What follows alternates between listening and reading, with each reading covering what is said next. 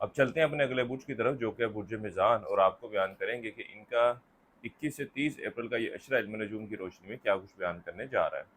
وہ افراد جو 23 ستمبر سے 23 اکتوبر کے اشرے کے دوران پیدا ہوئے ہیں وہ برج میزان کے تحت آتے ہیں۔ اس کے علاوہ وہ افراد جن کو اپنی تاریخ پیدائش معلوم نہ ہو مگر ان کا نام تے رے توئیں سے شروع ہوتا ہے تو وہ بھی برج میزان کے تحت آتے ہیں۔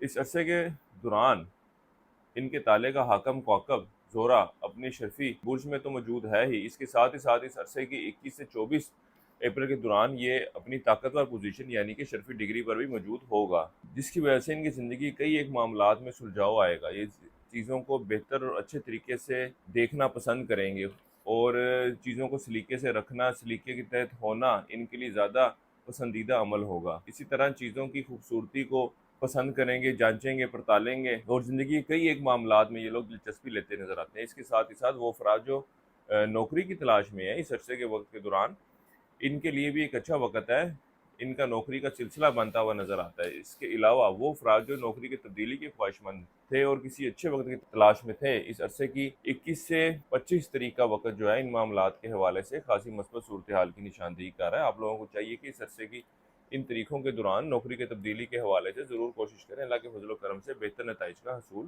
ہوگا۔ اسی طرح ہی وہ افراد جو شخصی کاروبار سے وابستہ ہیں اور شریک کار کی وجہ سے کئی ایک مشکلات ان کے اوپر بنی ہوئی تھی، اس عرصے کے وقت کے دوران معاملات جو ہیں وہ بہتر ہوتے ہوئے نظر آئیں گے۔ آپ کوشش کرتے ہیں تو معاملات کو ایک بہتر شکل دینے میں کامیاب ہوتے ہوئے نظر آتے ہیں۔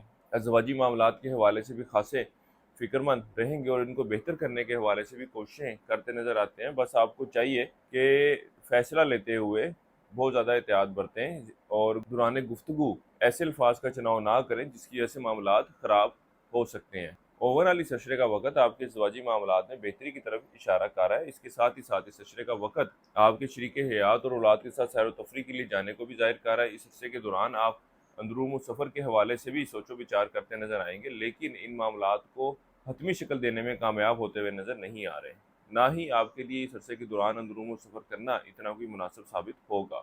اس عرصے کے دوران آپ لوگ اپنی خواہشات کو حقیقی شکل دینے کے حوالے سے خاصی جدوجہد کرتے نظر آئیں گے، کوششیں کرتے نظر آئیں گے۔ اس کے علاوہ بڑے بہن بھائیوں کے ساتھ اچھے اور بہتر تعلقات استوار کرنے کی کوشش کریں گے، یار دوستوں کے ساتھ میل ملاقات کا بھی پلان بناتے ہوئے نظر آ رہے ہیں۔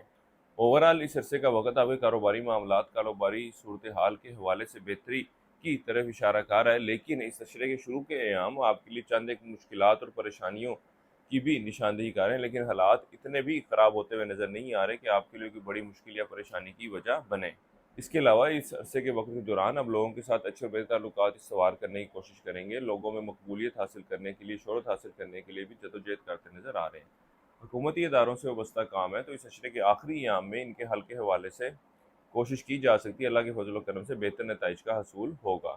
وہ لوگ جو وراثتی معاملات کے حوالے سے پریشان ہیں، اس عشرے کے وقت کے دوران ان معاملات کے حل کے لیے آپ کو کوشش ضرور کرنی چاہیے۔ معاملات جو ہے مثبت شکل لیتے ہوئے نظر آ رہے ہیں۔ کسی شخص کو کوئی ادھار رقم وغیرہ دے رکھی تھی تو اس عرصے کے وقت کے دوران واپسی کا مطالبہ کریں، وہ چیز، وہ اشیاء آپ کو واپس ملتی ہوئی نظر آ رہی ہے۔ اس کے علاوہ اس عشرے کے دوران آپ کے مالی معاملات، مالی صورتحال میں بھی بہتری دیکھنے میں آئے گی۔